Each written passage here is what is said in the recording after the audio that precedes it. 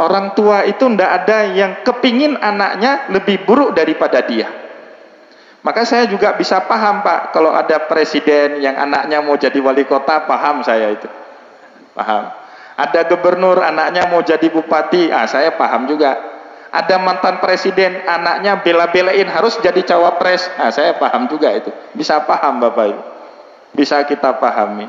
Dan itu Bapak Ibu, maka di dalam ilmu tasawuf, hubungan yang paling mulia dalam kehidupan ini bukan hubungan anak kepada orang tua, tapi sebaliknya orang tua kepada anak.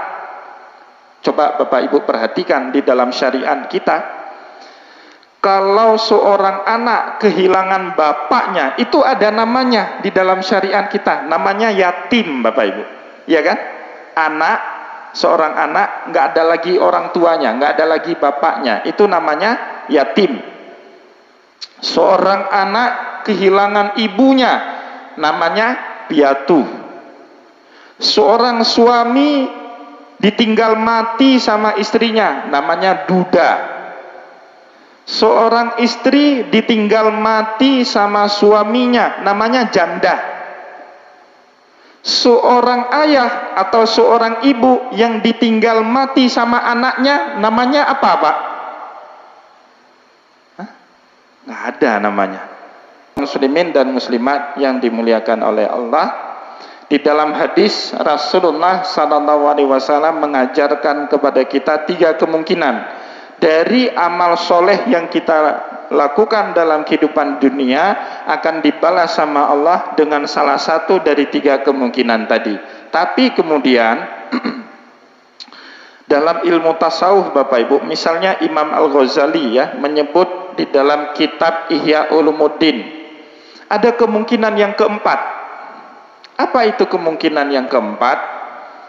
Kebaikan yang kita lakukan hari ini Bapak Ibu, itu keberkahannya akan kecipratan, akan kita turunkan, akan kita wariskan, bukan hanya kepada orang di sekitar kita, tapi juga kepada anak keturunan kita kelak. Boleh jadi kita yang berbuat hari ini baik, tetapi kebaikan itu tidak kita rasa sama kita langsung, tapi dampaknya itu akan turun kepada anak cucu dan keturunan kita.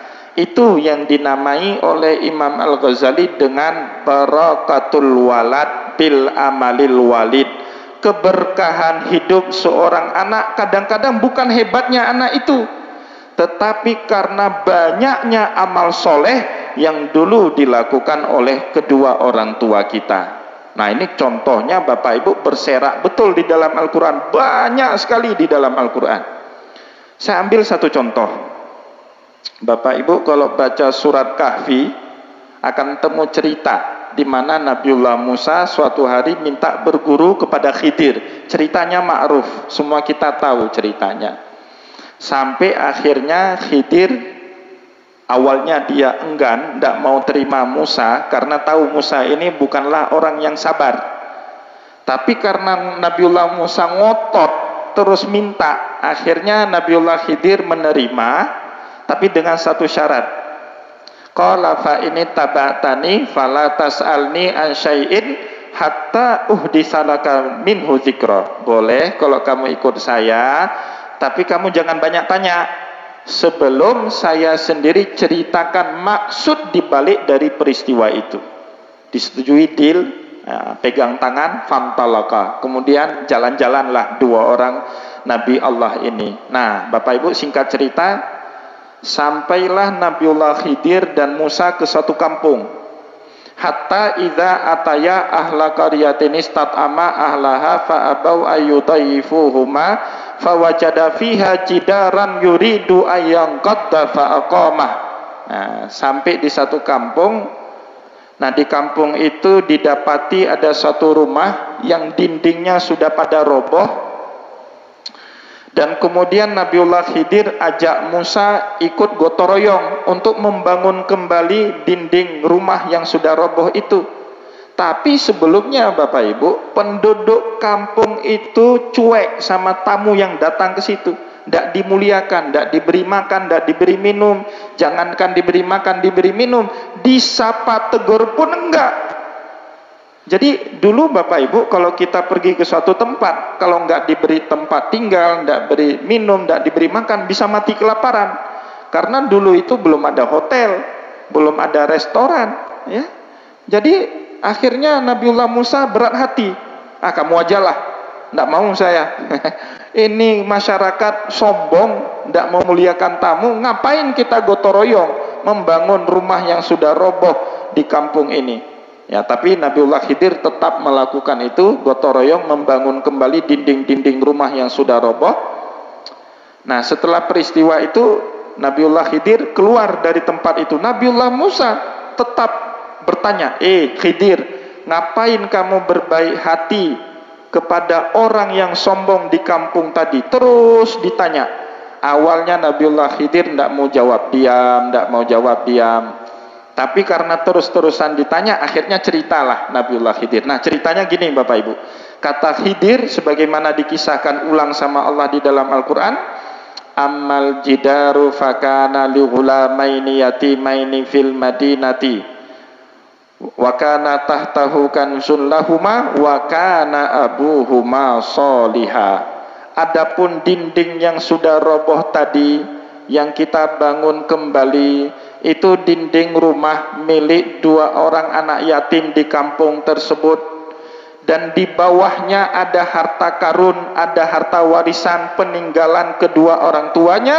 Wa kana abuhuma sholiha, dan kedua orang tua anak yatim tadi adalah orang-orang yang soleh. Bapak Ibu kaum muslimin dan muslimat yang dimuliakan oleh Allah, Allah sengaja mengutus 2 orang nabinya, Nabiullah Khidir dan Nabiullah Musa, untuk gotong royong membangun kembali rumah anak yatim, bukan karena hebatnya anak yatim itu, bukan karena solehnya anak yatim itu, tetapi 2 nabi Allah ini gotong royong karena wakana abuhuma sholiha, karena kedua orang tua anak yatim itu adalah orang-orang yang soleh. Karena kesolehan kedua orang tuanya lah itu, Allah Subhanahu wa Ta'ala menurunkan Musa, mengirim Khidir untuk gotong royong untuk membangun kembali rumah orang yatim tersebut. Nah, itu yang disebut di dalam kitab Ihya Ulumuddin, barakatul walad bil amalil walid. Keberkahan hidup seorang anak bukan karena hebatnya dia, tapi karena banyaknya amal soleh yang dulu dilakukan oleh kedua orang tua kita. Bapak Ibu kaum muslimin dan muslimat yang dimuliakan oleh Allah, Nabiullah Ibrahim, orang yang paling tulus berkorban dalam jalan agama Allah itu Ibrahim. Bapak Ibu, minta dikaruniai anak, tidak dikabulkan. Usianya senja 86 tahun baru dikasih anak Ismail. Baru usianya 2 minggu disuruh buang di wadin ghairati zar'in inda baitikal muharram, disuruh buang sama Allah. Ismail kecil baru 2 minggu, dia laksanakan perintah itu. Ismail berusia 9 tahun disuruh sembelih sama Allah. Ismail itu dia laksanakan tanpa ragu-ragu. Maka suatu hari Nabiullah Ibrahim doa, Rabbana, setelah dia bangun Ka'bah, dia berdoa kepada Allah, Rabbana wa ba'as fihim rasulan minhum, ya Allah, tolong jadikan semua nabi setelahku wajib berasal dari keturunanku. Doanya Nabiullah Ibrahim. Dulu Bapak Ibu, saya ini orang yang paling anti nepotisme. Menurut saya itu doa nepotisme. Ibrahim kok nepotisme? Mau anak keturunannya jadi nabi dan rasul seperti dia, kan nepotisme Bapak Ibu. Ya, tapi Bapak Ibu, ternyata di dalam kehidupan dunia ini yang paling berat hubungan seorang ayah atau ibu dengan anaknya. Itu berat Bapak Ibu, berat. Jadi seorang ayah itu tidak akan mungkin membiarkan anaknya lebih buruk dari keadaan dia. Tidak ada itu Bapak Ibu, tidak ada itu. Dalam kehidupan manapun tidak ada itu. Ya, maka saya bisa paham kenapa Ibrahim minta doa seperti itu sama Allah, agar anak-anaknya semua jadi nabi seperti dia. Ya, waktu saya dulu diberi amanah sama Pak Rektor jadi Wadek 1 Bapak Ibu di UI Naraniri, itu banyak datang bapak-bapak kasih nama, Ustadz tolong anak saya dilewatkan ya di fakultas ini. Dulu saya tolak Bapak Ibu, tapi saya sekarang paham. Orang tua itu tidak ada yang kepingin anaknya lebih buruk daripada dia. Maka saya juga bisa paham Pak, kalau ada presiden yang anaknya mau jadi wali kota, paham saya itu. Paham. Ada gubernur anaknya mau jadi bupati, saya paham juga. Ada mantan presiden anaknya bela-belain harus jadi cawapres, saya paham juga itu. Bisa paham Bapak Ibu. Bisa kita pahami. Dan itu Bapak Ibu, maka di dalam ilmu tasawuf, hubungan yang paling mulia dalam kehidupan ini bukan hubungan anak kepada orang tua, tapi sebaliknya orang tua kepada anak. Coba Bapak Ibu perhatikan di dalam syariat kita, kalau seorang anak kehilangan bapaknya, itu ada namanya di dalam syariat kita, namanya yatim Bapak Ibu, ya kan? Seorang anak nggak ada lagi orang tuanya, nggak ada lagi bapaknya, itu namanya yatim.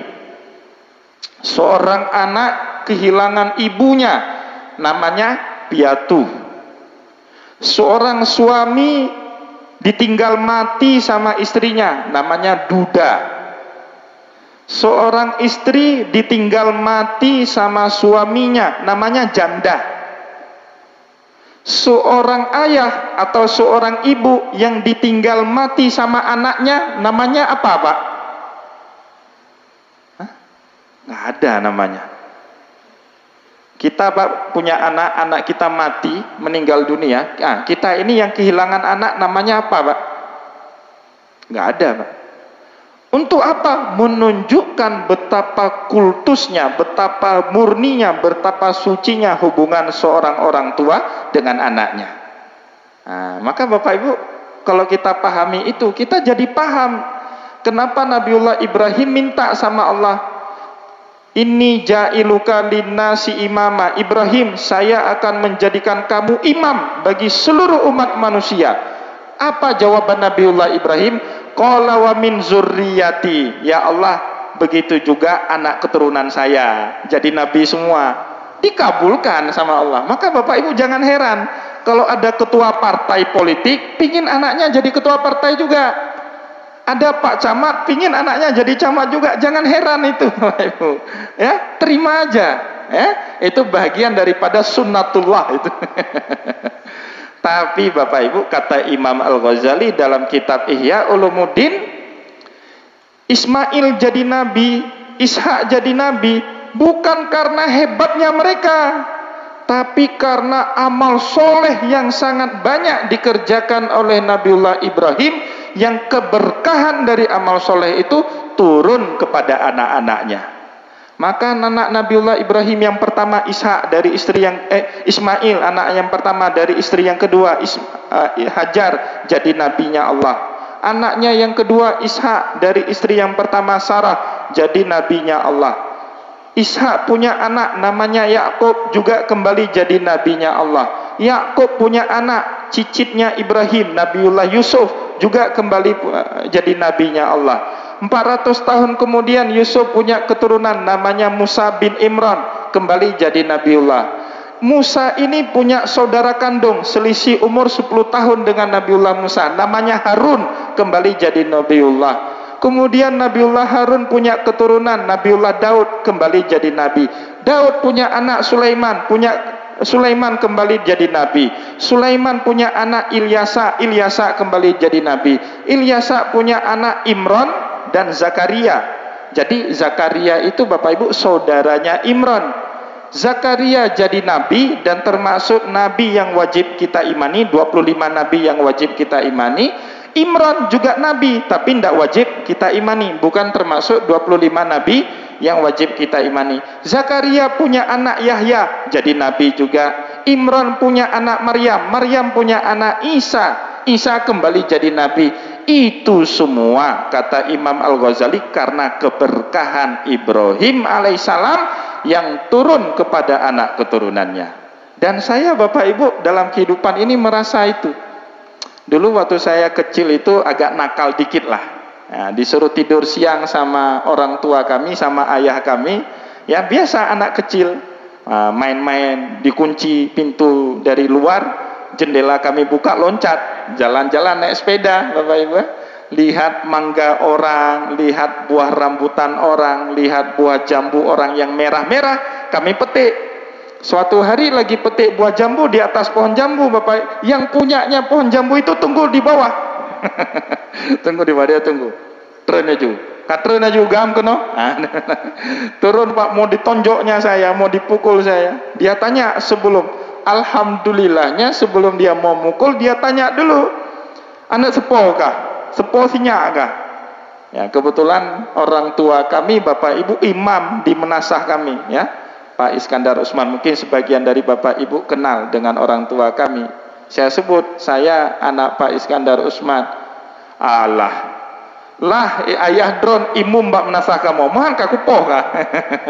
Itu Bapak Ibu bukan karena hebat saya, bukan, tapi karena keberkahan dari amal soleh orang tua kita yang turun kepada kita, akhirnya kita pun terlindungi dengan itu semua. Maka Bapak Ibu yang dimuliakan oleh Allah, tidak ada yang sia-sia dari amal soleh yang kita lakukan dalam kehidupan dunia, pasti dibalas sama Allah.